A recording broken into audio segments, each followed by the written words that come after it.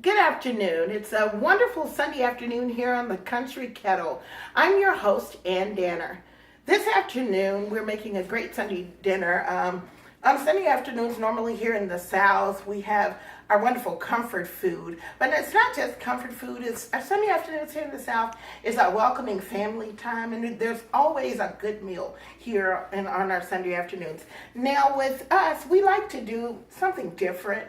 You know, as a child, we kind of got used to the same old thing on Sunday afternoons, roast, pot roast, fried chicken, or, the same thing. And here with our family, we kind of like to mix it up. So I'm going to cook a meat today that a lot of people, don't really know how to cook. And this is the scallopini. I love this meat. And it's a thin pork. And for me, it makes a variety of different meals, but a lot of people don't know how to cook it. They don't know whether to saute it. They don't know whether to fry it. They get kind of, out it when it comes to preparing this meat. Well, I found a great way to prepare this meat that works for our family. So there's different preparations that may work for your family, but this is one that works for us. Your ingredients that you'll need for today are onion, bell pepper, a nice cooking wine, gravy, whether you're making a homemade gravy or you're using gravy packs. Today I'm using gravy packs because I'm not going through the whole homemade gravy tutorial. You'll need your olive oil and your seasonings. And you'll also need some basil for your garnish. Now, preparing the scallopini, we want to make sure that we kind of slice it up into nice slices for sauteing. So this is a full pack of scallopini. I'm slicing it up into nice little slices here. This is 2 pieces that I kind of put one on top of the other. And I'm slicing it up here for sauteing. When I was young, I was blessed with a mother that allowed me to kind of experiment with my cooking. Now, mind you, my cooking was not always the best as a child with my experimentation, but it allowed for me to grow into an adult that kind of became seasoned with my cooking. I'll use that term. Became seasoned with my cooking. So, in cutting up my scallopini here and prepping it for cooking, I can you use what works for you. What works for me is to kind of put 2 pieces on the other. I've seen some people kind of roll it up and cut it. This just works for me. So into nice thin pieces, I'm going to cut it for sauteing. Now, I've prepared this dish one time before for my family, and they loved it. On yesterday, we cooked the salmon croquettes, and I'm going to tell you, as many as I prepared yesterday, woke up this morning, there was only 2 left. My grandson demolished them yesterday. Between my grandson and my husband, they were kind of demolished from yesterday. That is how much they love those salmon croquettes. So if you're trying the salmon croquette recipe, oh gosh, I hope it's just as good for you as it is here for my family, because they love it. Now we're almost nearing our cutting up of our last 2. And now we finish cutting them up. Make sure it's nice thin strips for sauteing. Now wash and sanitize our hands here, because we have to deal with this meat. Make sure you're washing your hands well, especially when dealing with meat.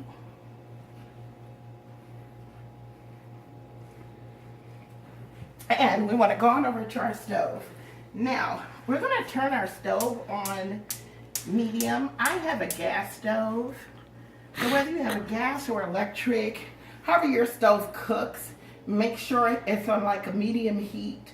Those high altitudes, you want to kind of adjust your heat accordingly. And we want to add let's say about a 1/4 cup of olive oil. And this is for our sauteing of our veggies. Now, before we saute our veggies, we want to make sure this olive oil gets a little pop. We don't want to add the veggies to soak up the olive oil. We want to make sure that the olive oil gets a little pop to it. So make sure we kind of whisk the pan around to get it well coated for our veggies. Then we're going to bring our bell peppers and our onions on over and get ready to add them to the pan. Already, as you can see, as we get a close-up on this, you can already see that the pan is sizzling somewhat. So it's pretty much ready for us to go on and add in our veggies. So we're going to add our bell peppers first, and then we're going to add our cut up onions.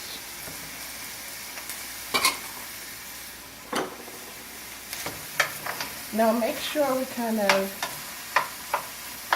whisk the bell peppers and the onions evenly in the pan so you can kind of get a good layout and get coated with the olive oil.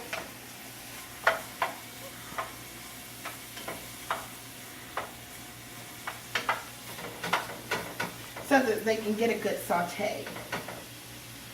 If they're not cooking fast enough, then you want to turn up your heat just a tad bit, but not a whole lot, because you don't want to burn them, because you're going to add your meat, so you don't want to burn them. Now here's something that I do differently from others. I add my seasoning to my veggies. So first we're going to add our seasoning salt. So we're going to add about 2 tablespoons of seasoning salt.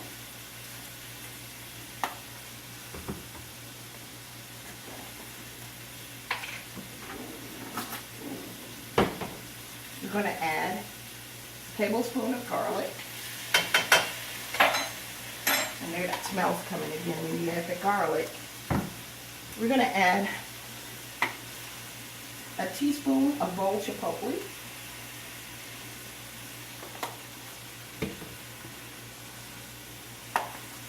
A teaspoon of black pepper.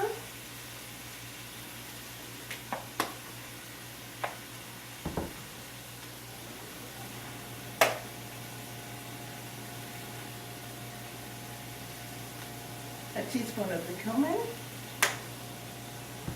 I'm adding something different. It gives it an awesome taste, and this is the coconut lime seasoning. So we're adding a teaspoon of the coconut lime seasoning. You'll see why, and once you cook it, it has an awesome taste to it. And we're adding carne asada. So we're adding also a teaspoon of carne asada. We're sauteing this into the veggies. So it's going to cook in our veggies.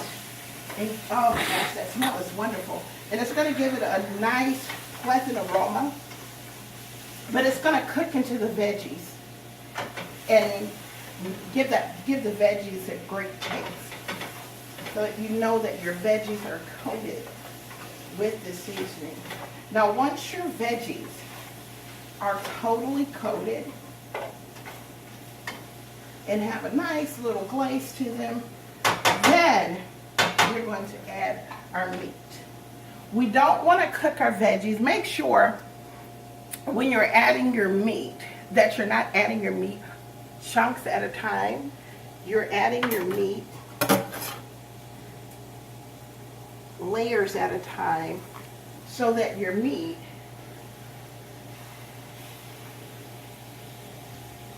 is not kind of clopping up together.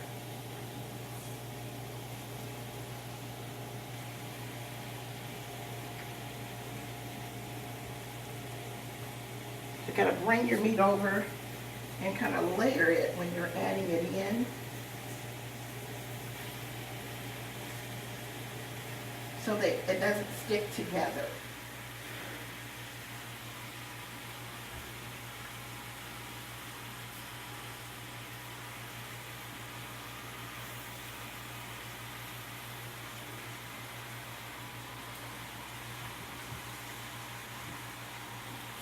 This is the last bit of the meat. And I can tell you the smell is unbelievable.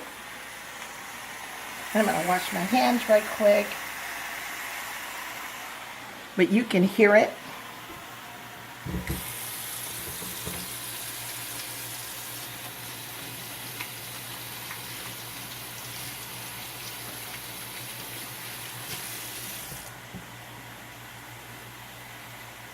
Oh gosh, you can hear that meat sizzling, but the smell is unbelievable.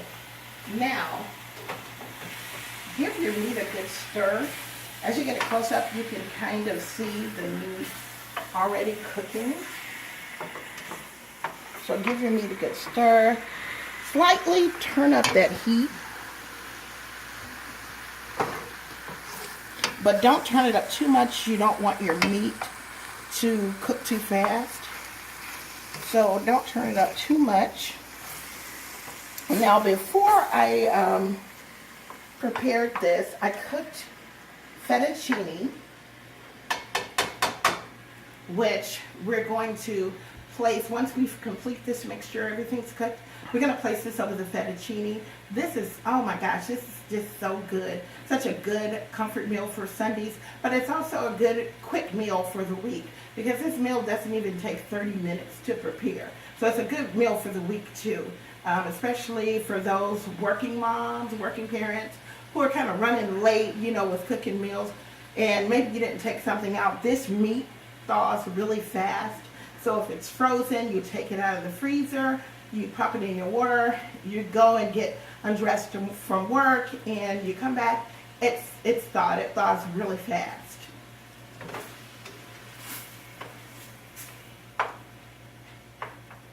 So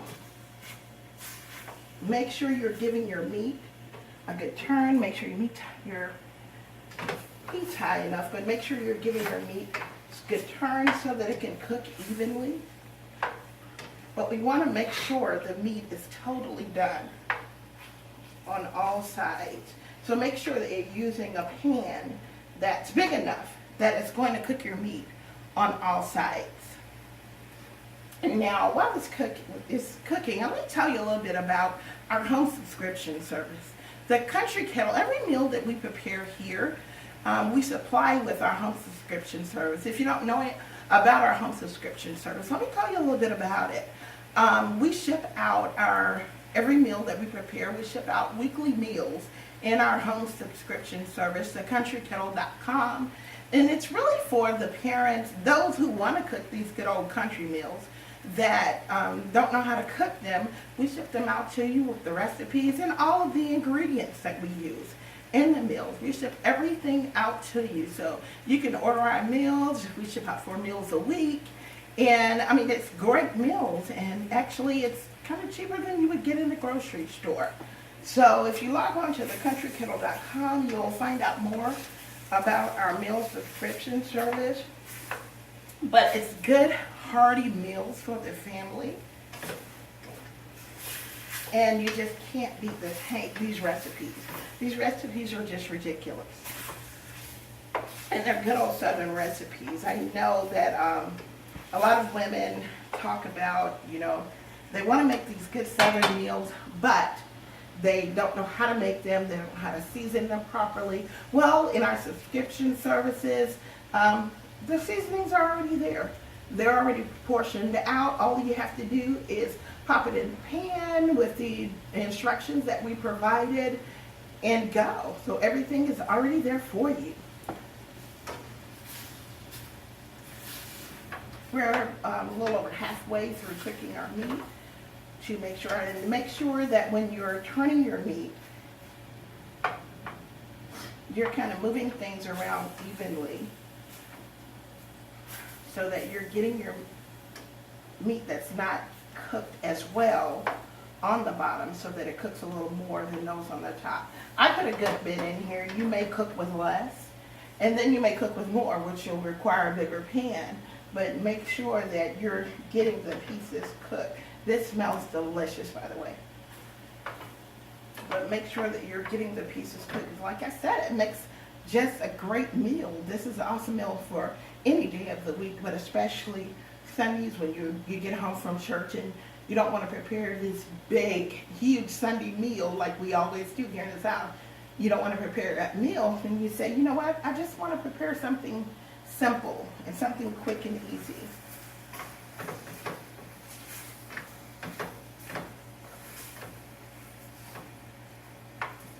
So we're going to get this prepped, and I'll see you back in a moment. And we're back. Now we have our meat already prepared. Next, we talked about our gravy mixture earlier. Next, we're going to add our gravy mixture to our prepared meat mixture. So as we get a close-up of this, you'll see at the prepared meat here and us pouring in our gravy mixture to our meat mixture. You want to make sure that it's at least 4 cups of gravy mixture that you're adding to the meat mixture.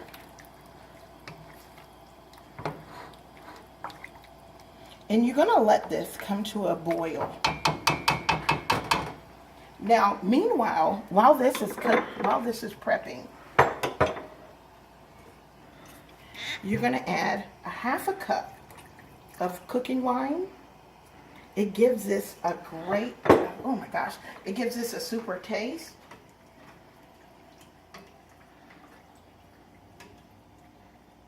Now the wine, you can add it to your preference. We have kids here, so we're adding a 1/2 cup of cooking wine, and you're going to bring it to a boil. Remember, with your gravy, after it boils, the longer it stands, the thicker it gets. So don't worry about your gravy being so thick in the beginning, because you want to give it the opportunity to sit for a little bit to thicken up. So after it boils, remember, the longer it stands, the thicker it gets after it boils, if the gravy is made properly. Now you give this a good mix up.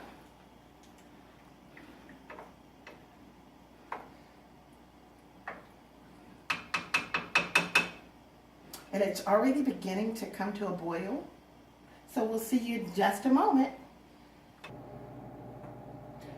We're back here on the Country Kettle. Now that we have our gravy mixture ready, everything's prepared, we have our fettuccine ready to pour our mixture over. Now, it doesn't have to necessarily be fettuccine. You can use any pasta that you want to use, but my family we kind of experiment with the different pastas. So you'll see here on the show us using different pastas from time to time. So the fettuccine is one of the pastas that we kind of like, and it works well with the different meats that we cook. So make sure you get a good even spread, because we serve right from our serving dish. So make sure that you're getting a good even spread to coat the fettuccine. Especially, and you'll see this made a lot. So you can feed, you're going to have leftovers, and you can feed a good number of people. So if you're inviting someone over after church, this is a good quick meal to make when you're inviting people over for after church. This is it's an awesome potluck meal. We're going to use a little basil here for a garnish. And there you have it, a quick meal to make after Sunday, to make any day of the week really. But this is our Sunday afternoon meal. Thank you for joining us here today on the Country Kettle. You can find us on YouTube. I find our videos on YouTube. Find us at the Country Kettle on Facebook, or go to our site for our subscription service, thecountryKettle.com. See you next time here on the Country Kettle. I'm